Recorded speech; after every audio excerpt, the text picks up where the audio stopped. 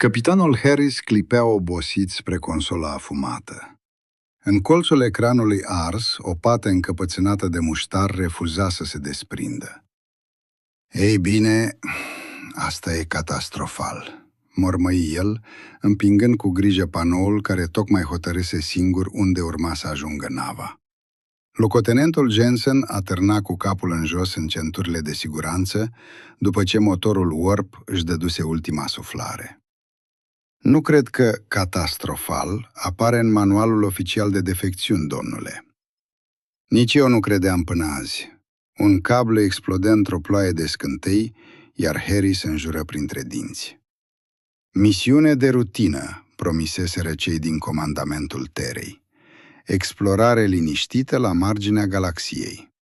Desigur, aceiași birocrați entuziaști care trimiseseră o navă de cercetare aproape casată și un echipaj proaspăt ieșit din academie, într-o regiune despre care nu știa nimeni absolut nimic. Alarmă de proximitate. Sirena răsună prin navă exact înainte ca tot universul să decide să se prăbușească peste ei. Proximitate față de ce? Urlă Harris. Suntem în spațiu necartografiat, răspunse Jensen. Exact de asta întreb. Impactul îi reduse la tăcere. Nava fu prinsă de gravitația unei planete necunoscute și a zvârlită direct într-o junglă uriașă. Harry se trezi îngropat în liane și fiare îndoite. Nava arăta mai degrabă ca epava unei explozii decât ca un vehicul spațial funcțional. Din exterior se auzeau însă voci, supraviețuitori.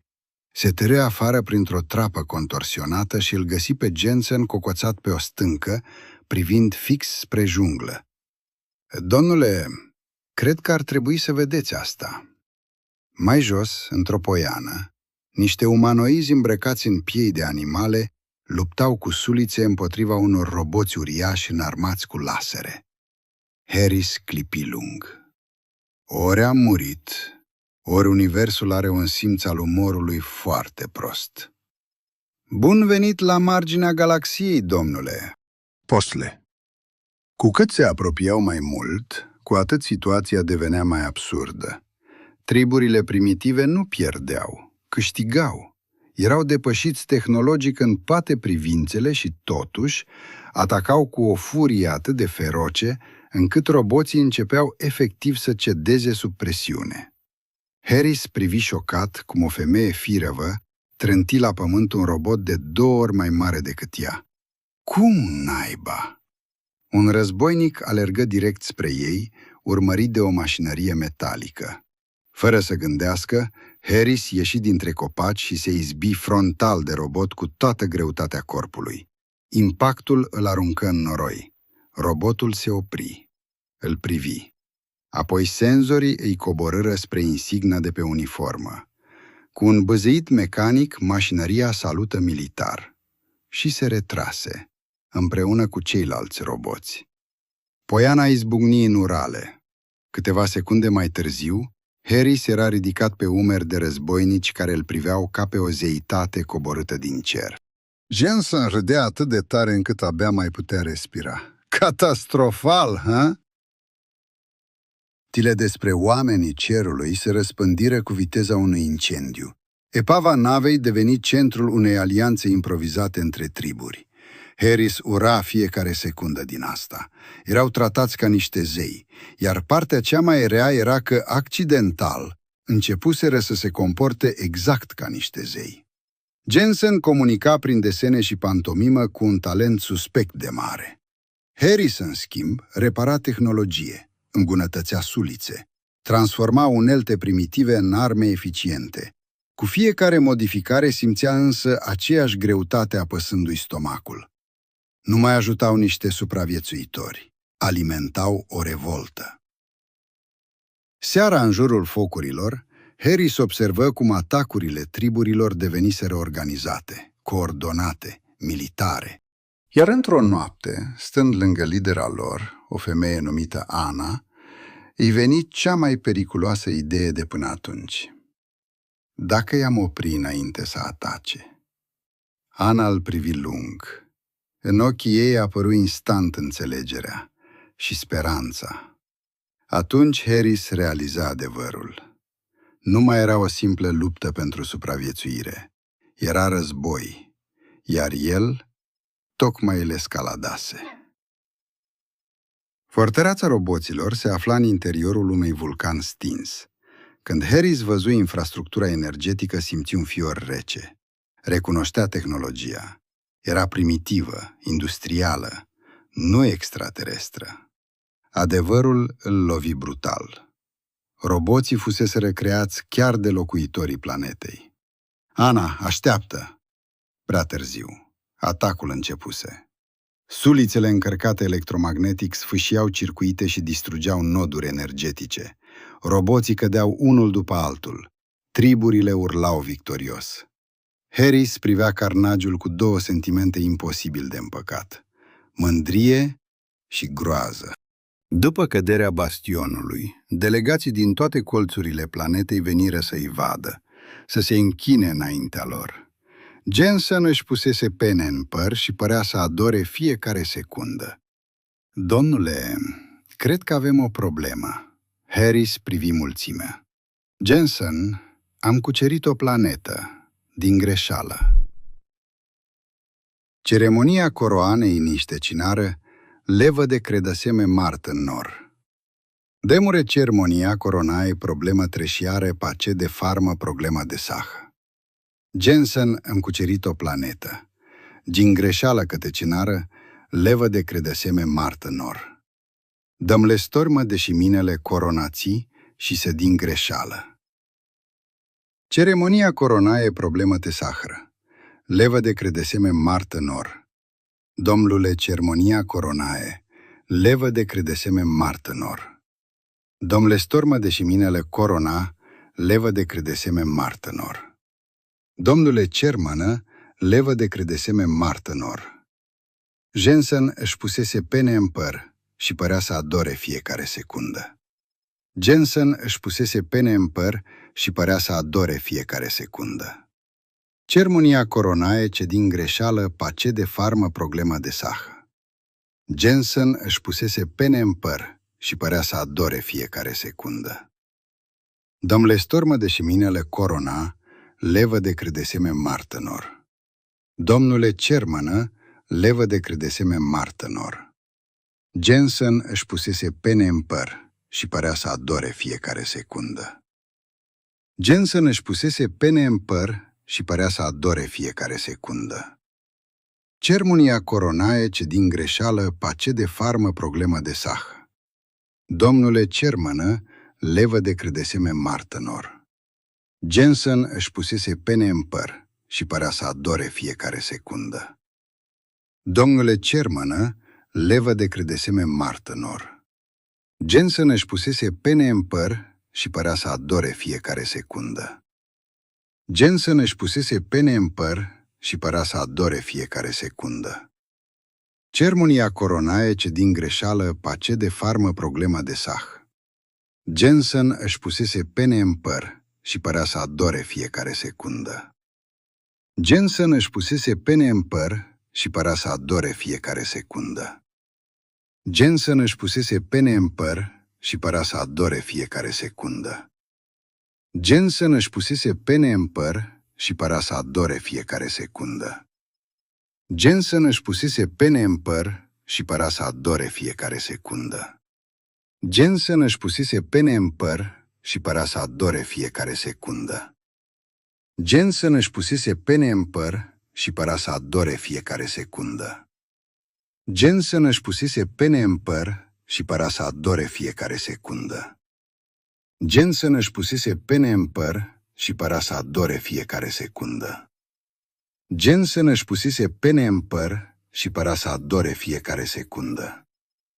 Jensen își pusese pene în păr și părea să adore fiecare secundă.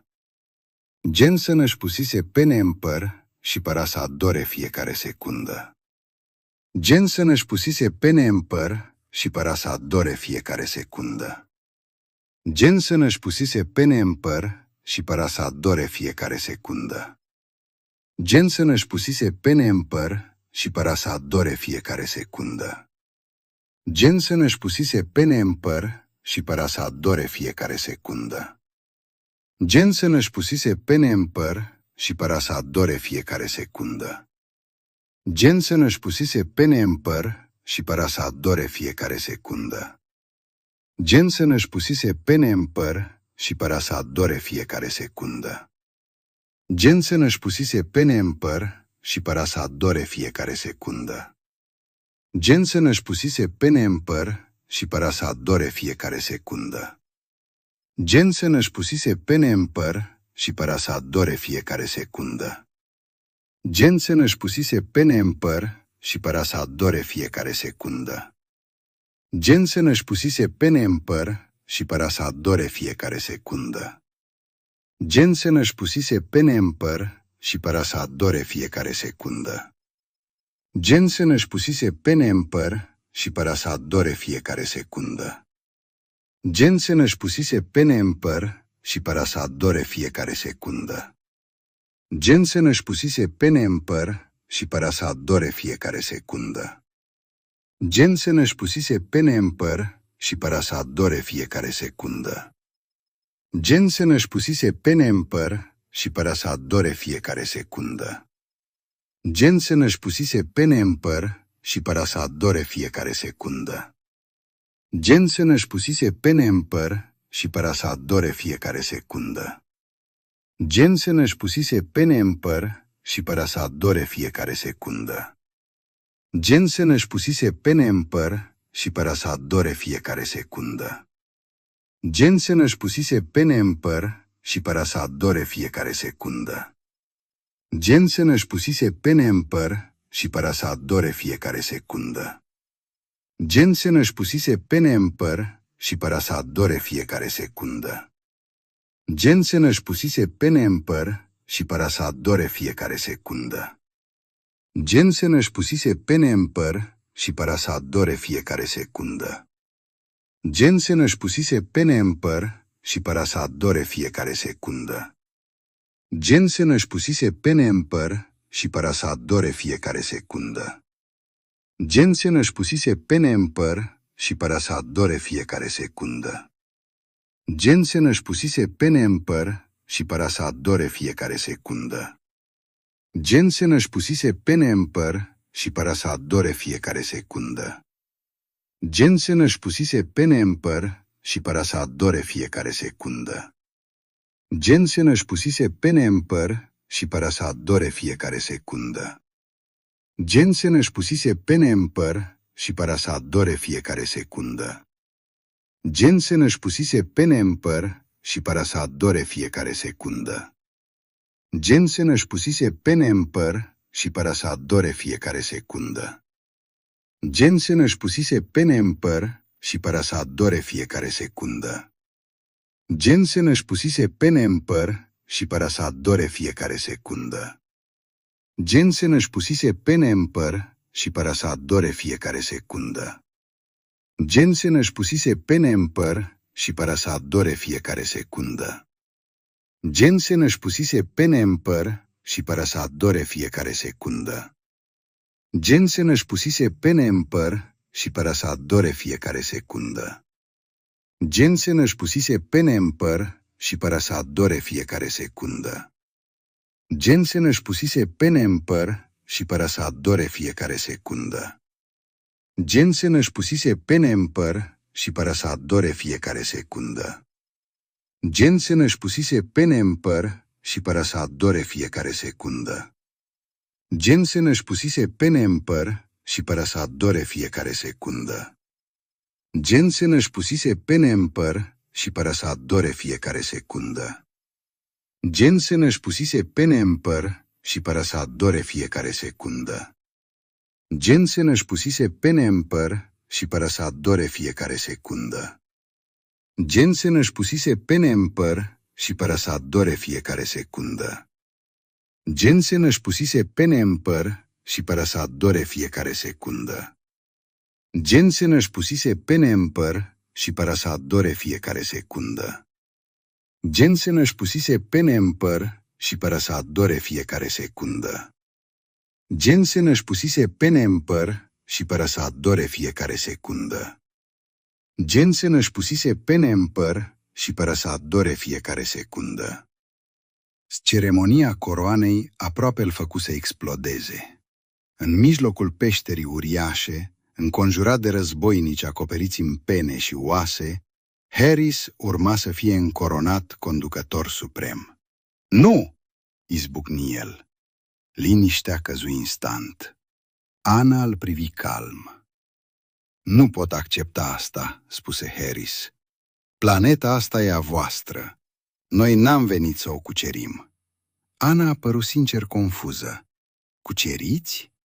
Traductorul de la ureche îi reda cuvintele într-o engleză rigidă. Războiul, roboții, luptele. Ana îl privi câteva secunde. Apoi izbucni într-un râs sincer. Asta nu e război. Arătă spre epavele metalice. Este sport. Harry simți cum îi se golește creierul. Sport? Triburile construiesc roboți, triburile luptă, cel mai puternic câștigă. Adevărul îl lovi ca un asteroid.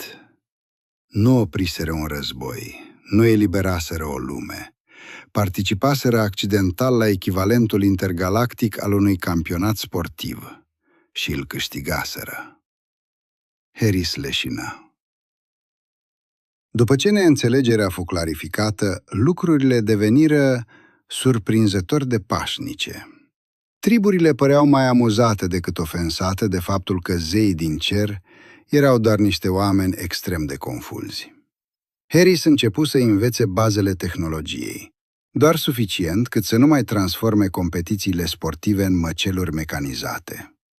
Jensen deveni antropolog neoficial și documentă fiecare tradiție, fiecare ritual și fiecare regulă absurd de complicată a competițiilor tribale. Ana păstră sulița sculptată de Harris. Puterea adevărată vine din interior, îi spuse ea. Veni prea repede. Nava reparată tremura deasupra junglei. Harris privea valea alături de Ana. Urmele conflictului încă brăzdau pământul, dar printre ruine începuse deja să apară viață nouă. Vom lăsa balize de avertizare, spuse el. Poate următorii exploratori vor evita planeta asta. Ana privi niște copii care dezmembrau un robot căzut cu o eficiență suspect de mare. Sau poate le vor considera provocări. Apoi îi zâmbi pentru prima dată cu adevărat. Pleacă în pace, om al cerului, și încearcă să nu mai cucerești alte lumi. Din greșeală. Când nava se ridică spre stele, Harris verifică panoul de navigație de 3 ori. Unele aventuri, concluzionă el, erau genul de experiențe pe care merita să le trăiești o singură dată.